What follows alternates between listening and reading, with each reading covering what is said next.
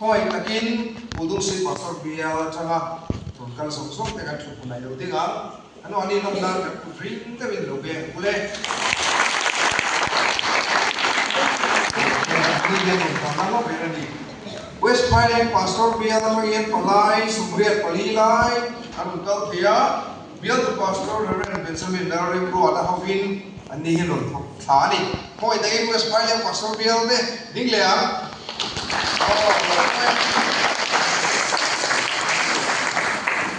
Mami pastor biar training Royal kan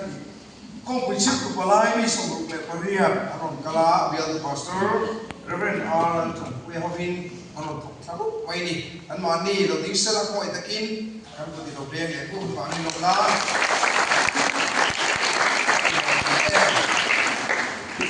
Ortha pastor biar training palai sumsari paruglai aron pokka biar pastor Reverend Laldin Moy now de ami ang si elenga kumai Ortha pastor biar de roding le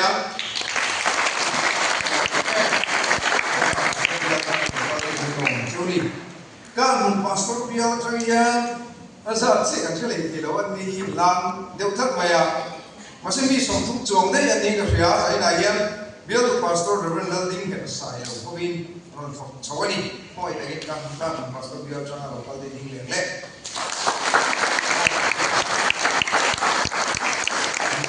Johnny, I think to be also no pastor be able to say can dia ko itu siapa hal ada boleh mai kalau thọc suốt phải thấu mày à không phải cái số no pastor be able to say cái không sống suốt đấy các chuyện này đầu tiên là đấy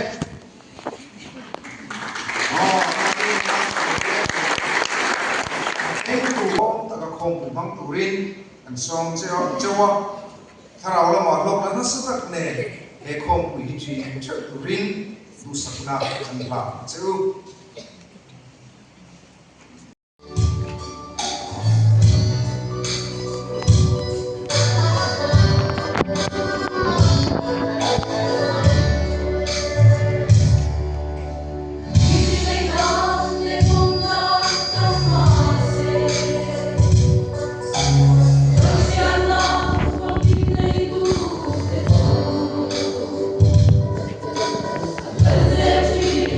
Boy,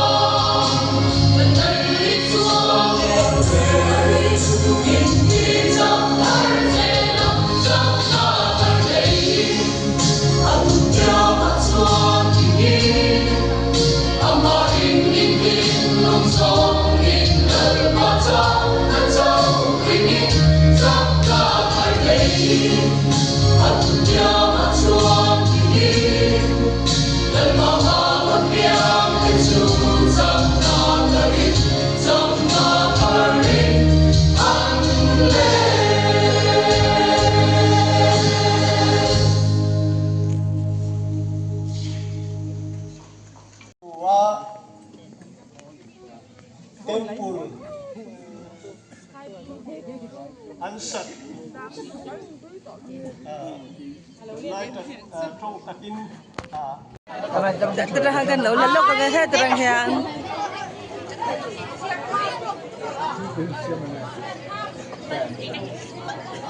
tu dah ya zir top zir top gia đình khom bang khom bang tu Lần kan làm đốn biết rồi à? in lang don ne arti ke en kan nau lian puya ha tharau ne avia fa hey spiritual ta na mi tangkai lut to kan ma ni wang han voin chu kan ege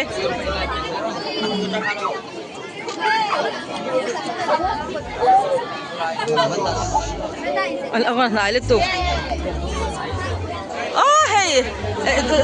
tùy đâm lắm sile phao có mùa hey mi te lâu bye bye lúc đó nó vẫn sẽ lâu em giải thiểm bốc xia giải thiểm liên tục